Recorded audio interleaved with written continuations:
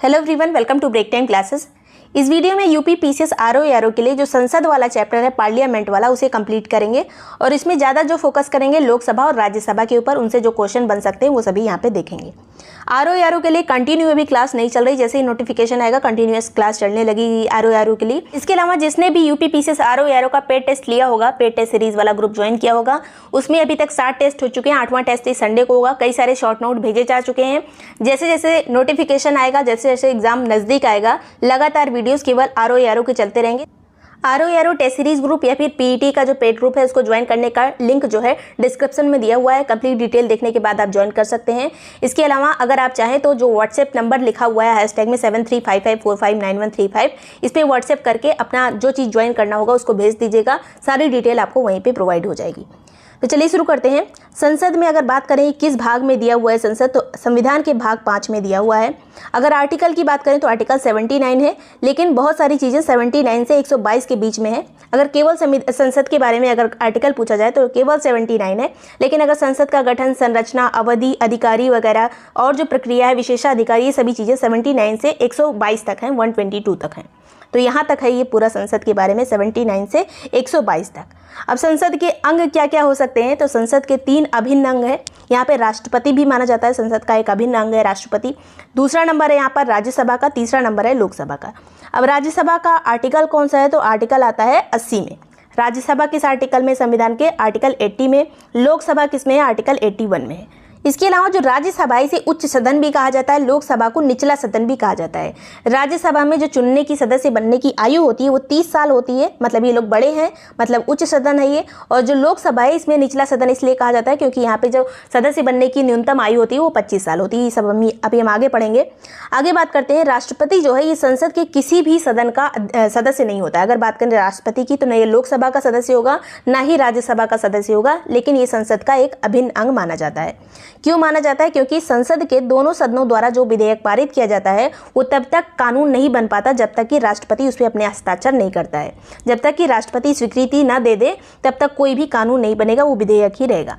आगे बात करते हैं राष्ट्रपति के जो अन्य काम होते हैं, जैसे दोनों सदनों का अगर सत्र आहूत करना है, अगर कोई साधारण विधेयक से संबंधित कोई प्रॉब्लम आ रही है तो दोनों सदनों को, लोकसभा राज्यसभा दोनों की बैठक कौन बुलाता है, तो राष्ट्रपति बुलाता है। इसके अलावा सत्रावसान का काम भी राष्ट्रपति का है। लोकसभा को विघटित करने का भी काम। इस तरह से राष्ट्रपति के कई सारे कार्य हैं जो हम राष्ट्रपति स्पेशल चैप्टर में पढ़ेंगे। यहाँ पे देख लीजिए, सत्र आहूत करना, सत्रावसान करना, लोकसभा को विघटित करना, अध्यादेश जारी करना जब कोई सत्र ना चल रहा हो। आगे बात करते हैं भारतीय संसद किस संसद पर आधारित है, तो ब्रिटेन की संसद पर आधारित है। जैसे हमारे यहाँ निचला सदन, उच्च सदन होता है, वैसे ही वहाँ पे भी है। इसके अलावा बात करते हैं पूरा डिटेल में राज्यसभा के बारे में। तो राज्यसभा किस अनुसूची में दिया हुआ है, तो 4थी अनुसूची में राज्यसभा का उल्लेख किया गया है संविधान की। कितनी सीटें होती हैं, तो अधिकतम 250 सीटें हो सकती हैं राज्यसभा में। वर्तमान में कितनी सीटें हैं, तो 245 हैं।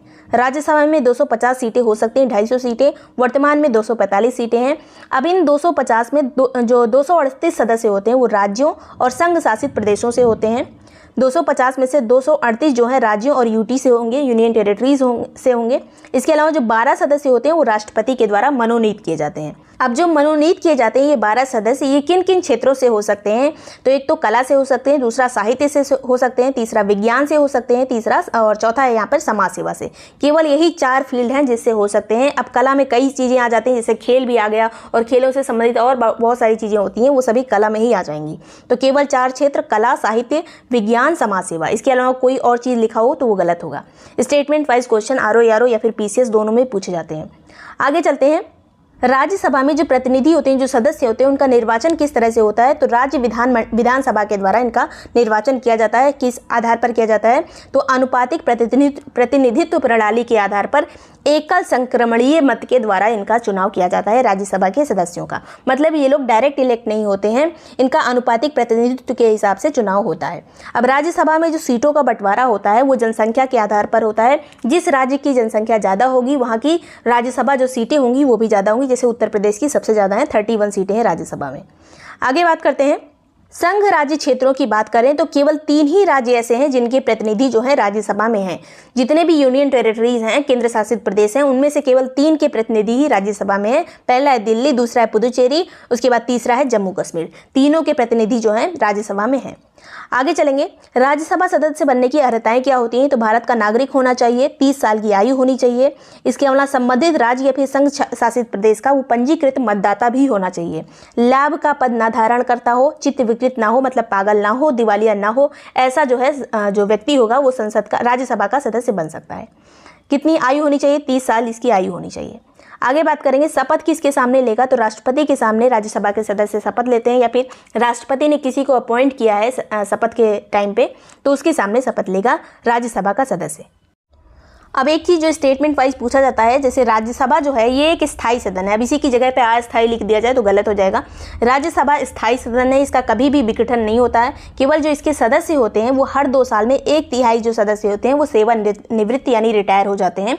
1/3 सदस्य हर 2 साल पर रिटायर हो जाएंगे, लेकिन वो जो है दोबारा चुनाव लड़ सकते हैं। ये भी चीज़ पूछा जा सकता है, जो सेवानिवृत्त होते हैं वो दोबारा चुनाव लड़ सकते हैं या नहीं, तो लड़ सकते हैं। इस तरह से ये स्थायी सदन हो जाता है, पूरी राज्यसभा विघटित नहीं होती है। सभापति की बात करें तो इसका जो सभापति होगा उपराष्ट्रपति होगा। अब बात करें पहली राज्यसभा का गठन कब हुआ था, तो अप्रैल 1952 में हुआ था। 1952 में पहली राज्यसभा का गठन हुआ था पहली बार। उसके बाद बात करें पहली बैठक कब हुई थी, तो 13 मई 1952 को हुई थी। पहली राज्यसभा की बैठक 13 मई 1952 को हुई थी। पहले सभापति कौन थे, तो डॉक्टर एस राधाकृष्णन पहले जो है सभापति थे और लगातार 2 कार्यकाल तक ये सभापति थे। आगे बात करेंगे पहले उपसभापति कौन थे, तो SV कृष्णमूर्ति राव थे पहले उपसभापति राज्यसभा के। अब सभापति कौन होता है, तो वही उपराष्ट्रपति होता है। गणपूर्ति या फिर कोरम में कितने सदस्य होने चाहिए, अगर बात करें राज्यसभा की तो 1/10वां भाग उपस्थित होना चाहिए। कोरम पूर्ति के लिए अगर कोई भी काम करना है राज्यसभा में तो 1/10 सदस्य जो है मौजूद होने चाहिए। अब 1/10 सदस्य लिखा मिल सकता है या फिर 25 सदस्य लिखा मिल सकता है। आगे बात करें लोकसभा की तो अधिकतम जो सीटें हैं 552 हो सकती हैं। अब यहाँ पे 2 सीटें हटाई जा चुकी हैं एंग्लो इंडियन वाली, लेकिन अभी ये बनी हुई हैं, अगली लोकसभा से उन्हें हटा दिया जाएगा, एंग्लो इंडियन नहीं रहेंगे। वर्तमान में कितने सदस्य हैं, तो वर्तमान में 545 सदस्य हैं। अभी अधिकतम सीटें जो है 552 है, वर्तमान में सदस्य कितने हैं, 545 हैं। 530 इसमें से 552 में से 530 राज्यों से आते हैं, 20 जो है केंद्र शासित प्रदेश यानी यूनियन टेरिटरी से आते हैं, 2 सदस्य एंग्लो इंडियन होते हैं जो कि मनोनीत किए जाते हैं राष्ट्रपति के द्वारा। अब अगली लोकसभा में ये दोनों नहीं रहेंगे। आगे बात करते हैं सदस्यों के निर्वाचन की पद्धति क्या होती है लोकसभा में, तो उसमें तो थी अनुपातिक प्रतिनिधित्व प्रणाली वाली, लेकिन लोकसभा की बात की जाए तो यहाँ पे first past the post system का यूज़ किया जाता है यहाँ पे निर्वाचन में लोकसभा में। मतलब प्रादेशिक प्रतिनिधित्व प्रणाली, मतलब जिसका जो वोट है ज़्यादा रहेगा, जो बहुमत में रहेगा वही विजेता होगा अगर बात करें लोकसभा की तो इसमें। आगे बात करेंगे अवधि कितनी होती है लोकसभा की, तो 5 साल होती है। 5 साल के बाद लोकसभा अपने आप से विघटित हो जाती है, लेकिन अगर आपातकाल लगाए, आपातकाल की स्थिति में इसे 1 वर्ष के लिए बढ़ाया जा सकता है। लेकिन जैसे ही अगर आपातकाल हट गया तो 6 महीने के अंदर चुनाव कराना पड़ेगा। अगर आपातकाल हट जाता है तो आपातकाल हटने के 6 महीने के बाद 6 महीने के अंदर ही चुनाव कराना पड़ेगा। कितने साल बढ़ाया जा सकता है, 1 साल एक बार में बढ़ाया जा सकता है। ये एक बार करके 3 बार बढ़ाया जा सकता है। राष्ट्रपति जो है 5 साल से पहले भी इसे विघटित कर सकता है। अगर 5 साल की बात करें, 5 साल इसका कार्यकाल होता है, लेकिन किसी कारणवश 5 साल के पहले भी विघटित किया जा सकता है। आगे बात करेंगे अर्हता की बात करें तो सदस्य जो हैं उनकी अर्हता क्या होनी चाहिए, भारत का नागरिक होना चाहिए, 25 वर्ष की अवस्था उनकी होनी चाहिए, लाभ का पद नहीं धारण करना चाहिए, दिवालिया नहीं होना चाहिए, पागल नहीं होना चाहिए। ये हो गया लोकसभा के सदस्य की अर्हता। आगे की बात करेंगे लोकसभा का जो अध्यक्ष होता है वो सदस्यों के बीच से ही चुना जाता है। जो लोकसभा के सदस्य होते हैं उनके बीच से ही चुना जाता है। हटने पर अन्य सदस्य की नियुक्ति भी की जा सकती है। उन्हीं सदस्यों में किसी दूसरे सदस्य को चुन लिया जाता है अगर राज्यसभा का अध्यक्ष लोकसभा का अध्यक्ष हटता है तो। लोकसभा अध्यक्ष अपना इस्तीफा किसे देता है, तो लोकसभा उपाध्यक्ष को देता है। उपाध्यक्ष अपना इस्तीफा किसे देगा, तो अध्यक्ष को देगा। तो ये इनमें कोई भी राष्ट्रपति को इस्तीफा नहीं देता है, ये आपस में एक दूसरे को दे देते हैं। आगे बात करेंगे अगर अध्यक्ष को हटाना है, मान लीजिए अगर कोई ऐसा प्रस्ताव आता है सदन में कि अध्यक्ष को हटाना पड़ेगा, तो हटाने के लिए लोकसभा के तत्कालीन समस्त सदस्य के बहुमत से संकल्प पारित होना चाहिए और 14 दिन पहले इसको बता देना चाहिए लोकसभा के जो अध्यक्ष हैं उन्हें कि आपको हटाना है। तो यहाँ पे बहुमत से पारित होना चाहिए, पूरा जितने भी सदस्य हैं सबके बहुमत से संकल्प पारित होना चाहिए। इसके अलावा 14 दिन पूर्व उन्हें सूचना भी दी जानी चाहिए। आगे बात करें जब अध्यक्ष को हटाने का संकल्प विचाराधीन होता है लोकसभा में, उस टाइम पे जो अध्यक्ष होते हैं उन्हें मत देने का अधिकार नहीं होता है। वो ऐसे मत दे सकते हैं लोकसभा अध्यक्ष अगर दोनों केस अगर मत बराबर हो जाते हैं, दोनों पार्टी के मत बराबर हो जाते हैं, तो एक जो निर्णायक मत होता है वो देने का अधिकार होता है लोकसभा के अध्यक्ष को। लेकिन अगर इसको हटाने का विचार जो है संकल्पाधीन है, मतलब विचाराधीन है, इसे हटाने की प्रक्रिया चल रही है, तब जो मत देने का उसका अधिकार होगा वो तो बना रहेगा, लेकिन अगर मत बराबर हो जाते हैं तब उस टाइम पे अध्यक्ष जो है वोट नहीं कर सकता है। तो ये बात हो गई मत बराबर की स्थिति में अगर हटाने का विचाराधीन है। तो आगे बात करेंगे, जब लोकसभा विघटित होती है तो अध्यक्ष अपना पद नहीं छोड़ता है, वह लोकसभा की बैठक तक पद पर बना रहता है। जो नई लोकसभा आएगी तब उसकी जो पहली बैठक होगी तब तक पिछला वाला जो अध्यक्ष है वो बना रहेगा। जब दूसरा अध्यक्ष आ जाएगा तभी वो अपने पद से हटेगा। राज्यसभा सीटों की बात करें, राज्यसभा जो है आर्टिकल 80 में अभी हमने देखा था अधिकतम सीटें 250 हो सकती हैं, वर्तमान में 245 है। अभी राज्यसभा की सीटें जो हैं अक्सर यूपी पीसीएस के किसी भी एग्जाम में पूछ ली जाती हैं, चाहे वो आरओ चाहे यूपी पीसीएस वाला मेन एग्जाम हो। तो यहाँ पे देख लेते हैं राज्यसभा की सीटें।